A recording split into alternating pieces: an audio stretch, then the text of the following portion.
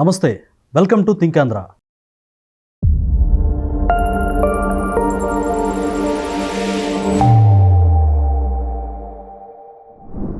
కూటమి ప్రభుత్వం పెట్టుబడుల లక్ష్యంగా పవన్ కళ్యాణ్ గారు, ఉప ముఖ్యమంత్రి, అలాగే చంద్రబాబు నాయుడు గారు, లోకేష్ గారు కలిసి ఏ ప్రోగ్రాంకైనా సరే ఉమ్మడిగా హాజరవడం, ప్రభుత్వ కార్యాలయాల్లో కూడా సీఎం గారి ఫోటోతో పాటు డిప్యూటీ సీఎం అయిన పవన్ కళ్యాణ్ గారి ఫోటో పెట్టడం, చాలా ఐక్యతగా ముందుకెళ్తా ఉన్నారు. అయితే వైసీపీ ఫస్ట్ నుంచి కూడా ఇలా ఐక్యతను ఎలా దెబ్బతీయాలి, అన్నెసెసరీగా కాంట్రవర్సీ చేయాలని చెప్పి కొంతమంది కాపుల్ని దూరం చేసే ప్రయత్నం చేస్తున్నట్టుగా క్లియర్ కట్గా అర్థమవుతుంది. అయితే రీసెంట్గా తాజాగా సిఆర్డీఏ కార్యాలయం అద్భుతంగా నిర్మించిన సంగతి మనకు తెలిసిందే. అయితే ఆ శిలాఫలకం మీద పవన్ కళ్యాణ్ గారి పేరు లేదు అంటూ ఒక అజ్ఞానమైనటువంటి ఒక స్టేట్మెంట్ వైసీపీ నేతలు ఇస్తూ ఉన్నారు. దీనికి సంబంధించి పూర్తిగా డీటెయిల్స్ అందించడానికి మనతో పాటు ఉన్నారు రాజకీయ విశ్లేషకులు అప్పసం రాజేష్ గారు. వారిని అడిగి కంప్లీట్ డీటెయిల్స్ తెలుసుకునే ప్రయత్నం చేద్దాం.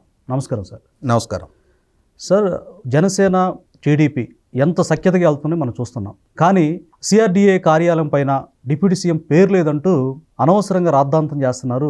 అసలు దీని వెనకాల వాళ్ళ స్ట్రాటజీ ఏంటి? ఎందుకు ఇలా? నిజంగా డిప్యూటీ సీఎం పేరు ఆ శిలాఫలకం మీద ఉండాలా? ఇప్పుడు ఒక అంశం ఏంటి అంటే, అధికారిక కార్యక్రమాలకి కొన్ని ప్రోటోకాల్స్ ఉంటాయి. ఇప్పుడు మున్సిపల్ అడ్మినిస్ట్రేషన్ మినిస్టర్ నారాయణ గారి ఇంట్లో పెళ్ళి అనుకో, ఆయన ఇష్టం, ఎవరినైనా పిలుచుకోవచ్చు.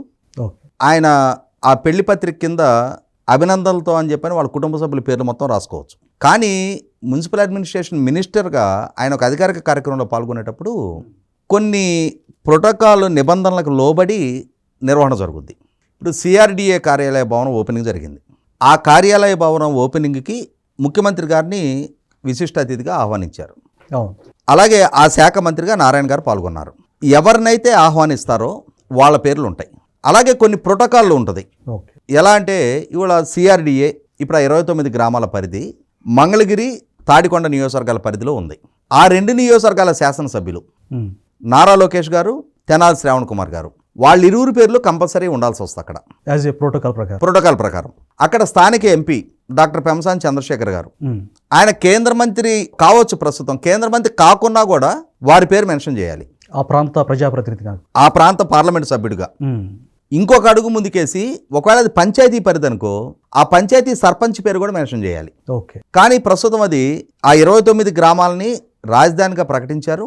ఆ 29 గ్రామాల పరిధితో పాటు సిఆర్డీఏ పరిధి వరకు లెక్కేసుకుంటే ఇంకా 6700 చదరపు కిలోమీటర్ల పరిధి వస్తుంది. కృష్ణా, గుంటూరు 2 జిల్లాలకు సంబంధించి చాలామంది శాసనసభ్యుల పేర్లు రావాలి. కానీ ప్రస్తుతం అది ఆ 29 గ్రామాల పరిధికి వరకు పరిమితం చేసి, అంటే కోర్ క్యాపిటల్ 217 చదరపు కిలోమీటర్లకు పరిమితం చేసి ఆ 2 నియోజకవర్గాల పరిధికి పరిమితం చేశారు. ఇక్కడ ముఖ్యమంత్రి గారిని ఆహ్వానించారు కాబట్టి ముఖ్యమంత్రి గారి పేరు ఉంటుంది. ముఖ్యమంత్రి గారిని ఆహ్వానించలేదు, మంత్రి గారే ఓపెన్ చేశారు అనుకుందాం, ముఖ్యమంత్రి గారి పేరు కూడా ఇవ్వాల్సిన రూల్ లేదు.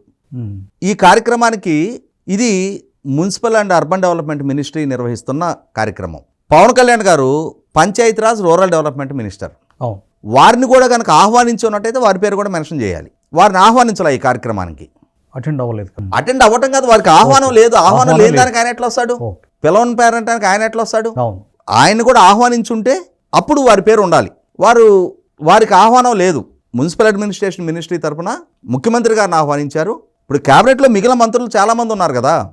పవన్ కళ్యాణ్ గారు ఉప ముఖ్యమంత్రి అనేది సపరేట్ ఇష్యూ. అది ఉప ముఖ్యమంత్రి అయిన పవన్ కళ్యాణ్ గారిని ఆహ్వానించకుండా వారి పేరు వేసేయటం ఆయన కూడా గౌరవం కాదు. అది కరెక్ట్.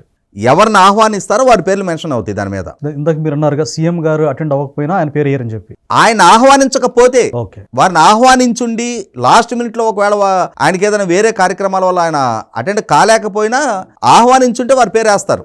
ఇక్కడ పవన్ కళ్యాణ్ గారు దీనికి ఆహ్వానితుడు కానప్పుడు దాన్ని వివాదాస్పదం చేయడం అనేది అజ్ఞానం. అంటే ఎందుకని సార్ మరి వాళ్ళు? అంటే ఇక్కడ ఏమవుతుంది, మనకి కొంతమంది పల్లెటూరులో వాడతారు, అరే ఈ డీప్ లేని దగ్గర ఈపు పెడతాడరా, వీడు అగ్గి లేని దగ్గర అగ్గి పెడతాడరా అంటారు. కొంతమంది వివాదాలు రాజేయటమే లక్ష్యంగా కొంతమంది కాసు కూర్చొని ఉంటారు. వాళ్ళు అక్కడ ఆ వివాదాన్ని రగిలిచ్చినప్పుడు ఆ వివాదపు ప్రభావంలో పడిపోయి, అరే మా పవన్ కళ్యాణ్ గారిని అవమానించారే అని చెప్పని కొందరు జనసేన కార్యకర్తల్లోనైనా అభిప్రాయం కలగజేయాలి.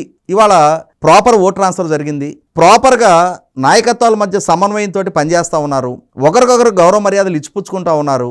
అది చూసి ఓర్చుకోలేని, జీర్ణించుకోలేని తత్వంతో కొంతమంది ఎలా అయినా సరే ఈ ఐకమత్యాన్ని విడదీయాలి, విభజించు పాలించు అనేది వీళ్ళ లక్ష్యం. వీళ్ళు కలిసి ఉంటే కలిసుంటే కలదు సుఖం అని చెప్పని రాష్ట్రం ఫీల్ అవుతుంది.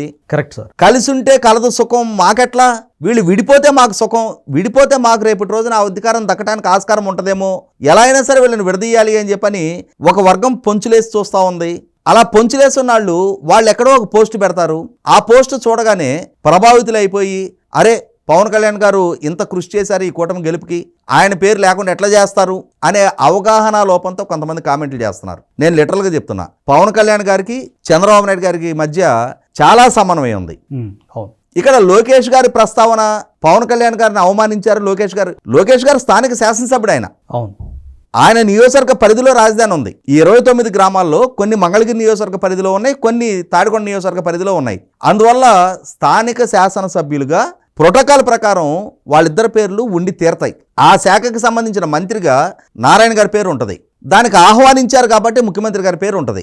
ముఖ్యమంత్రి గారిని కనుక ఆహ్వానించకుండా ఉంటే ఆయన పేరు కూడా వేయాలని రూల్ లేదు, వేయరు. ఆహ్వానించకుండా వాళ్ళ పేర్లు వేయకూడదు. కాబట్టి ఇక్కడ దీన్ని అంటే ఈ చిన్నపాటి కొద్దిపాటి గీత, ఆ రూల్ పొజిషన్ తెలుసుకుంటే ఈ కామెంట్ చేయరు. రూల్ పొజిషన్ తెలుసుకోకుండా ఎవడో ఒక అగ్గి రాజేస్తారు. మీరు ఈ విధంగా ఒకరి మీద ఒకరు కామెంట్లు చేసుకుంటారు. దాని పర్యవసానం మా పవన్ కళ్యాణ్ గారిని అవమానిస్తున్నారు అని మీరు కామెంట్లు చేస్తారు. మీ పవన్ కళ్యాణ్ గారిని ఎక్కడ అవమానించాం, మేము ఇంత మర్యాదలు ఇస్తుంటే అని చెప్పని వీళ్ళు కామెంట్లు చేస్తారు. దాని పర్యవసానం ఏమవుద్ది, చిలికి గాలివాన్లాగా ఇవాళ రాష్ట్రహితం కోరి ఓటు చీలిక నివారించడం కోసం పవన్ కళ్యాణ్ గారు 2022 మార్చి 14న తన పార్టీ ఆవిర్భావ సభ వేదిక నుంచి ఆయన ఇచ్చిన పిలుపు సఫలీకృతం అయ్యి 3 పార్టీల మధ్య ఒక సమన్వయంతో సమిష్టిగా ఒక పరిపాలన జరుగుతూ ఉంటే, రాష్ట్రహితం కోరి వాళ్ళ ముగ్గురు కష్టపడతా ఉంటే, రాష్ట్రహితం కోరి కేంద్ర రాష్ట్ర ప్రభుత్వాలు సమన్వయంతో పనిచేసి రాష్ట్ర అభివృద్ధికి వాళ్ళందరూ తోడ్పడతా ఉంటే, ఎవడో దాన్ని చూసి ఓర్చుకోలేనాడు వాడొక పోస్ట్ పెడితే దానికి మీరు స్పందించడం ఏంటి? అరే పిచ్చోడా, రూల్ పొజిషన్ ఇదిరా, మా పవన్ కళ్యాణ్ గారికి చాలా మర్యాద దక్కుతూ ఉంది అని చెప్పని కనుక మీరు ఘాటుగా సమాధానం చెప్తే వాడు మళ్ళీ మిమ్మల్ని లక్ష్యంగా చేసుకుని పోస్ట్ పెట్టగలుగుతాడా?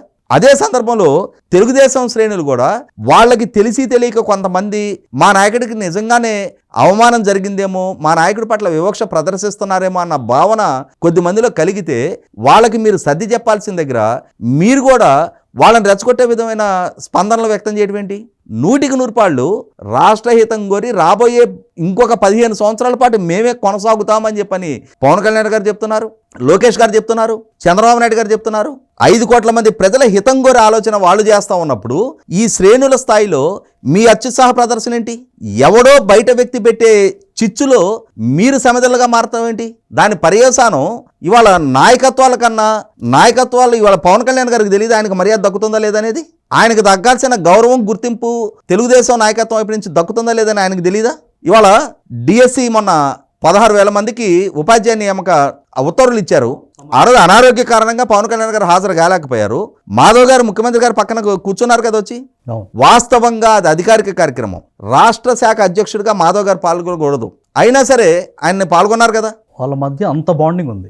ఆ బాండింగ్ కొనసాగుతూ ఉన్నప్పుడు ఈ విధమైన అసంబద్ధమైన విమర్శలకు ఆస్కారం కలిగటం ద్వారా ఈ ఐక్యతకి బీటలు వార్చడానికి మీరు కారకులు కాకూడదు. ఇక్కడ ఏలు పెట్టే సందు మీరు ఇస్తే కాలు పెట్టాలని వాళ్ళు చూస్తున్నారు. దానికి ఆస్కారం ఇస్తారా ఎవరో మీరే ఆలోచించుకోండి. Thank you sir.